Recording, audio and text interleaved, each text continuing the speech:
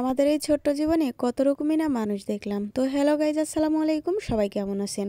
হয়তো সুন্দরভাবে সেজেছি, শাড়ি পরেছি, এগুলো দেখে বুঝতেই পারছেন আসলে কোথায় যাব। আর এসব পরে শাড়ি পরে আমি মেঘনার জন্য ওয়েট করছিলাম। এই তো মেঘনা চলে এসেছে। তো আজকে কিন্তু দুইজনে ম্যাচিং ম্যাচিং, তাই না বলেন? মানে পুরোটাই না, তবে হালকা হালকা কিন্তু ম্যাচিং আছে। তো আমরা কোথায় যাচ্ছি সেটাই তো আপনাদের সাথে শেয়ার করা হয়নি। আসলে আমরা যাচ্ছি, আমাদেরকে একটা আপু দাওয়াত করেছে, আর সেই দাওয়াতেই আমরা সবাই যাচ্ছি। আর সাথে কে কে আছে জানেন? এই তো আমি, মেঘনা, মেঘনার মা, আর এই তো সাথে আছে মেঘনার আব্বু। কারণ ওই মানুষটা কিন্তু কখনোই কোথাও যাওয়া হয় না। সেই কারণে আজকে আমরা ওনাকে আর ছাড়ি নাই। বলেছি যে সবাই তো সব জায়গায় যাই, কিন্তু মেঘনার আব্বার কখনো কোথাও যাওয়া হয় না, বেচারা সবসময় বাড়িতেই থাকে। তো সেই জন্য আজকে ওকেও নিয়েছি যে সবাই মিলে একসাথেই যাব। আর এই যে এদিকে সামিরা ব্লগ, মানে সামিরা ব্লগের সামিরার আম্মু, আর ওখানে আছে অনেকেই আছে। সবাইকে অবশ্য ভিডিওতে দেখতে পাবেন আমরা কে কে যাচ্ছি। আর যেতে যেতে এই তো দোপাকাটা বাজারে এসে আমরা থেমেছি, কারণ কিছু তো নেওয়া লাগবে, কারণ এক জায়গায় যাচ্ছি যেহেতু, সেহেতু তো কিছু মিছু নিতে হবে। সেই জন্য গাড়িটা আটকে আপনাদের ভাইয়ারা জিনিসপাতি নিতে গিয়েছিল, আর নিয়ে আমরা এই তো রওনা দিয়ে চলে এসেছি এত তাড়াতাড়ি। মানে যেহেতু কাছে কাছে, সেজন্য আমাদের যেতে খুব একটা দেরি হয়নি, তাড়াতাড়ি চলে এসেছি।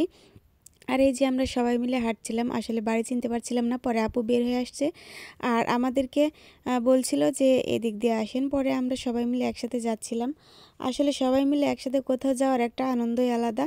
আমার কাছে কিন্তু খুব ভালো লাগে, সবাই মিলেমিশে থাকাটা আমার কাছে অনেক ভালো লাগে।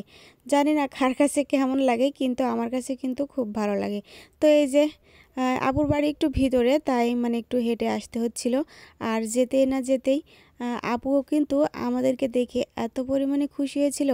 আপু আসলে বুঝতে পারেনি যে আমরা মানে বলার পরে আসবো। আপু কিন্তু আমাদেরকে অনেক রিকোয়েস্ট করছিল, রিকোয়েস্ট করার পরেই কিন্তু আমরা গেছি। আমাদের কিন্তু যাওয়ার অতটা ইচ্ছে ছিল না। আপু অনেকবার বলছিল, আর আপু আমাদেরকে দেখে অনেক অনেক খুশি। এই তো দেখেন, দেখলেই বুঝতে পারবেন আপু কতটা খুশি। আসলে আমরাও কিন্তু অনেক খুশি। এখনও যে এরকম ভালোবাসার মানুষ আমরা পাবো কখনো কল্পনাও করতে পারিনি, আর এতটা ভালোবাসা দিবে আমাদেরকে কখনো ভাবতেও পারিনি। তো আলহামদুলিল্লাহ সব কিছু মিলে কিন্তু আমি অনেক খুশি, বা আমরা অনেক খুশি যে আপুরা আমাদেরকে এত ভালোবাসা দিবে আর আমরা এত ভালোবাসা পাবো। তো সবই কিন্তু আপনাদের জন্যই সম্ভব হয়েছে। আপনারা যদি পাশে না থাকতেন, আমরা কখনোই কিন্তু এরকম ভালোবাসা পেতাম না। তো এই যে আসার পরে একটু পরে আমাদেরকে নাস্তা দিয়েছে, আর আমাদের গ্রামের নাস্তা হলো কি জানেন?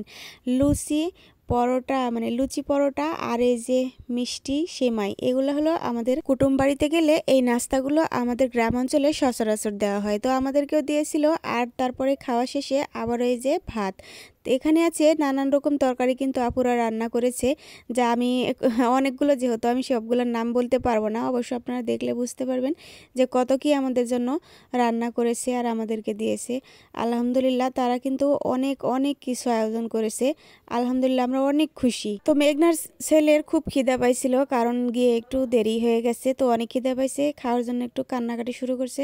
তো ওকে আগে খাবার দেওয়া হয়েছে, তো সবাই মিলে একসাথেই খাচ্ছিলাম। তারপরে যেহেতু ও ছোটো বাচ্চা, এই জন্য ওকে একটু আগেই দেওয়া হয়েছে। আর দেখেন আমার প্লেটে আমি খাইতে পারি আর না পারি, আপুরা কিন্তু অনেকগুলো খাবার আমার প্লেটে উঠাই দিছে।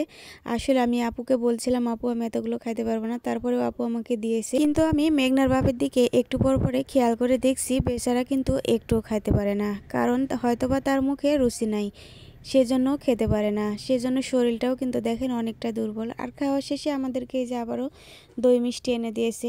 আর এই বাবা, এতগুলো খেলাম আবারও দই মিষ্টি। তাহলে তো সবাই ভালো থাকবেন, সুস্থ থাকবেন, আল্লাহ হাফেজ।